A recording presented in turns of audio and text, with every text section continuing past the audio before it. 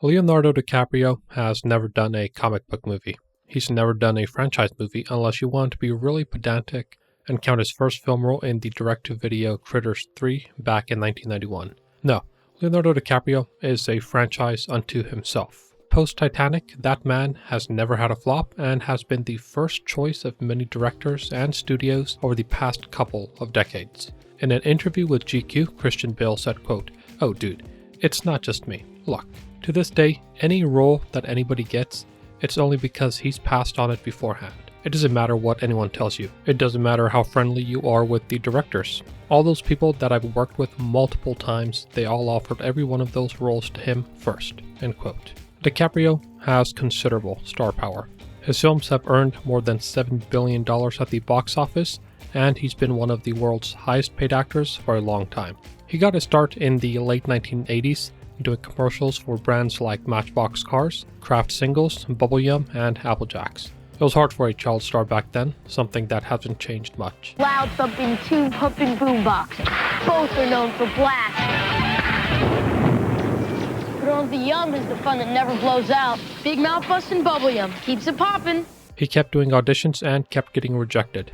By his own estimation, he didn't land a single role for a year and a half, despite more than 100 auditions. But if you keep pressing, you heighten your chances to break through. DiCaprio did just that. He scored a couple of TV roles on shows like The Outsiders, Santa Barbara, and Parenthood. It's worth pausing to note that these latter two roles earned him two of what would eventually become hundreds of awards nominations. Best Young Actor in a Daytime Series for Santa Barbara, and Best Young Actor starring in a new television series for Parenthood, both of them at the 12th Annual Youth in Film Awards. In 1991, he secured his first film role in the aforementioned Critters 3, a role that he does not recall fondly. That kind of makes sense considering the film has an admittedly impressive 0% rating on Rotten Tomatoes. If you look at the glass as half full, I suppose there was nowhere to go but up from here. And things certainly went up. One of his next roles was the lead in 1993's This Boy's Life, which is a coming-of-age film based on a memoir by Tobias Wolff. Is it empty? Huh? Is it empty? Dad! No. Is it empty? Stop! Now, Mr. Big Time Hotshot Prep School. Is it empty? Is it empty? Huh? No. Good. All right. His co-star, Robert De Niro, personally chose DiCaprio out of more than 400 actors to play the young Tobias Wolff. It was his breakout role and earned him some recognition. That was directly followed by 1993's What's Eating Gilbert Grape, where DiCaprio, who played the intellectually disabled Arnold Grape, starred alongside Johnny Depp, who played Gilbert. Don't do that. You scared me. Come here. Go away. I was up there, Gilbert. Yeah, you're up in the tree. I was right up there. The film did not make its money back at the box office, but was a huge critical success, with DiCaprio, in particular, being singled out for praise. It earned DiCaprio, just 19 at the time, a nomination for Best Supporting Actor at the Academy Awards. But like so many actors, one has highs and one has lows. His next three films, The Basketball Diaries, The Quick and the Dead, and Total Eclipse, were all released in 1995 and none of them did well commercially or critically. But then came 1996's Romeo and Juliet, which did well critically and phenomenally commercially, making $147 million on a budget of just $14.5 million. The film earned DiCaprio a Silver Bear for Best Actor at the 47th Berlin International Film Festival.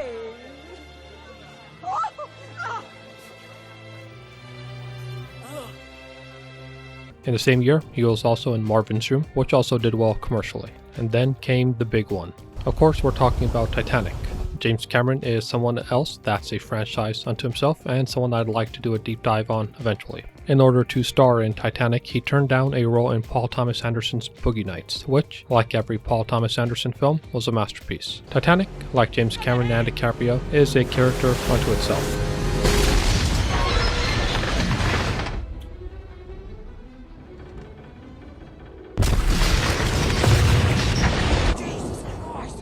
The film had intense media scrutiny all throughout its shoot, which lasted more than 160 days and burned through $200 million. making it the most expensive film at the time. All throughout, people thought that it would flop, and then when it opened to $28.6 million, people thought it did flop. But unlike The Ship, the movie was unsinkable, and it enshrined James Cameron as one of the greatest directors of all time, DiCaprio as one of the greatest actors, and Kate Winslet as one of the greatest actresses. The love for Leonardo DiCaprio among young women was so intense, the phenomenon in general became known as Leo-mania. Titanic would go on to win 11 Academy Awards, a feat tied only by Ben-Hur and Lord of the Rings: The Return of the King. The Oscar goes to James Cameron for Titanic. This is James Cameron's second Academy Award, having picked up tonight's Oscar for Best Editing. Mr. Cameron has written and or directed 9 films, including The Terminator and The Abyss. And it would gross more than $2.25 billion at the box office. Surprisingly, DiCaprio did not get a nomination at the Academy Awards, which led to a protest among his fans. Titanic also marked, to an extent, a particular type of role for DiCaprio, period and biographical works. We saw him begin that with This Boy's Life, but this is when it really got started. His next role was The Man in the Iron Mask, where Leonardo DiCaprio played King Louis XIV. The film was a critical flop, but a commercial success, as most of his post-Titanic films would be. Around this time in the 1990s, DiCaprio, alongside friends Lucas Haas, Tobey Maguire, Harmony Korine, David Blaine, Jay Ferguson, Josh Miller, Ethan Suplee, Kevin Connolly, Scott Bloom, and Justin Hurwitz, comprised the Pussy Posse. They were all actors that started acting young and, depending on who you ask, were just young guys having fun or young guys wreaking havoc, launching stink bombs in bars, throwing grapes at paparazzi, dropping trash into traffic, and harassing Elizabeth Berkley. The latter led to her boyfriend at the time, Roger Wilson, stepping in and getting punched in the Adam's apple for his troubles. He filed a $40 million lawsuit against DiCaprio, which was later dismissed. The stories at the time are certainly something and well captured in Nancy Jo Sales' 1998 article in New York Magazine, Leo, Prince of the City, which I've linked in the description and highly suggest. He was cast in American Psycho as Patrick Bateman for $20 million, but after disagreements with Oliver Stone, who had replaced and would again be replaced by Mary Harron, DiCaprio exited the project to star in 2000's The Beach, another critical failure and commercial success. In 2002, he starred in Steven Spielberg's Catch Me If You Can, a biographical film where he played notorious conman Frank Abagnale Jr., who, according to himself, worked as a state attorney in Louisiana, a doctor in Georgia, and a pilot, though he did later admit to exaggerating some of his stories. Whatever the truth, the film was a critical and commercial success, and it earned him rave reviews, with some calling it his best work. He had branched out from playing troubled characters and ventured in a new direction. To play the role, he turned down Anakin Skywalker in 2002's Attack of the Clones. Another 2002 film was Martin Scorsese's Gangs of New York.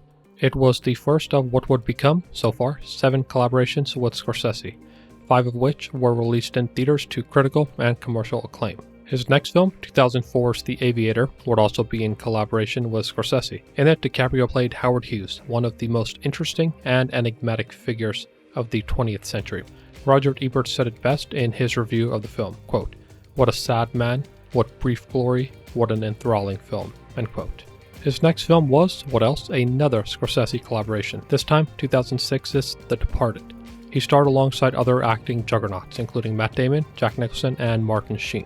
The film itself is a remake of 2002's Infernal Affairs, which was released to critical acclaim and hailed as one of the best pictures of 2002. Like its predecessor, The Departed was a critical and commercial success. In the same year, DiCaprio starred in one of my favorite DiCaprio films, Blood Diamond, in which he plays a diamond smuggler. The role earned him a nomination for Best Actor at the 79th Academy Awards, which, as we all know, he did not win. He had some smaller movies over the next few years until he teamed up with Scorsese for their 4th collaboration, 2010's thriller Shutter Island. 2010 also saw the release of DiCaprio's most successful film since Titanic, the Christopher Nolan-directed Inception, which won critical acclaim and grossed $837 million at the box office. Both films were placed in the National Board of Review's 2010 award list.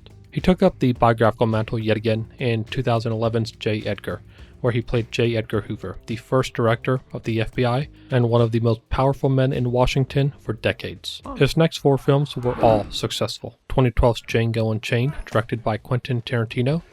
Well, come on over. We got us a fight going on that's a good bit of fun.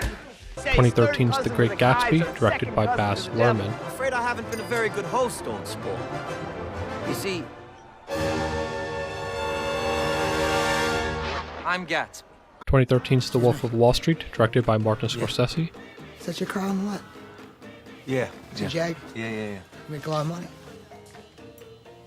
Yeah, I do all right for myself. And 2015's The Revenant, directed by Alejandro G. Inarritu. The Revenant, of course, is a particularly important film. DiCaprio had been nominated for Best Supporting Actor once for What's Eating Gilbert Grape, and Best Actor thrice for The Aviator, Blood Diamond, and The Wolf of Wall Street. All those times he had lost, but perhaps because of the intense process he had to go through for The Revenant, or perhaps because people thought that it was about damn time he finally won. Leonardo DiCaprio. This is the first Oscar and 6th nomination for Leonardo DiCaprio.